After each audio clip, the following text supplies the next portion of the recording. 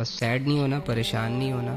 اگر آپ کی زندگی میں آزمائشیں ہیں، اگر آپ کی زندگی میں برے لوگ ہیں، ان کی فکر نہ کریں. ہر بندہ کمزور ہے. ہر بندے کو جب دنیا 2-4 دھکے مارے گی تو ڈیفینیٹلی وہ زمین پہ گرے گا، لیکن وہ بندہ کمزور نہیں رہتا جو اپنے رب کو اپنے ساتھ لے لیتا ہے. جب دنیا انسان سے بدلے لے رہی ہوتی ہے تو ظاہر سی بات ہے دنیا کی آزمائشیں، دنیا کی پریشانیاں، دنیا میں موجود برے لوگ ہمیں تھوڑا سا ہرٹ کرتے ہیں. لیکن وہ انسان کبھی بھی ہرٹ نہیں ہوتا جس کا تعلق اللہ کے ساتھ ہوتا ہے، کیونکہ یہاں ایک سائڈ سے دنیا اس کو مار رہی ہوتی ہے تو دوسری سائڈ سے اللہ اس کا علاج کر رہا ہوتا ہے، اس کے ساتھ کھڑا رہتا ہے. اور یہاں سے دنیا اس کو ہٹ کر رہی ہوتی ہے، اسے گرا رہی ہوتی ہے، اسے ڈی موٹیویٹ کر رہی ہوتی ہے، اس کے قدموں کو آگے بڑھنے سے روک رہی ہوتی ہے، خوفزدہ کر رہی ہوتی ہے، سٹک کر کے رکھ رہی ہوتی ہے.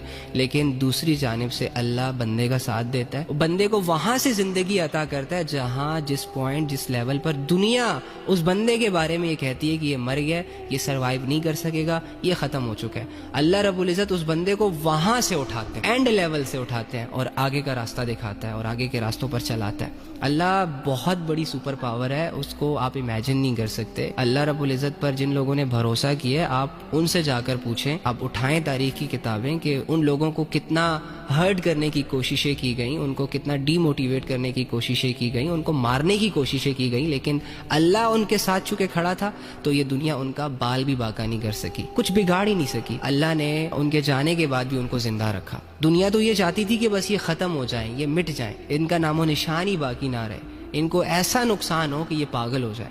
لیکن اللہ نے ان کا ایسا ساتھ دیا کہ ان کی موت کے بعد بھی اللہ رب العزت نے ان کے ناموں کو زندہ رکھا، اللہ رب العزت نے ان کی تعلیمات کو زندہ رکھا. تو دنیا کی پرواہ نہ کیا کرے، دنیا بہت کمزور ہے، دنیا کے لوگ بھی بڑے کمزور ہیں، اللہ سپر پاور ہے.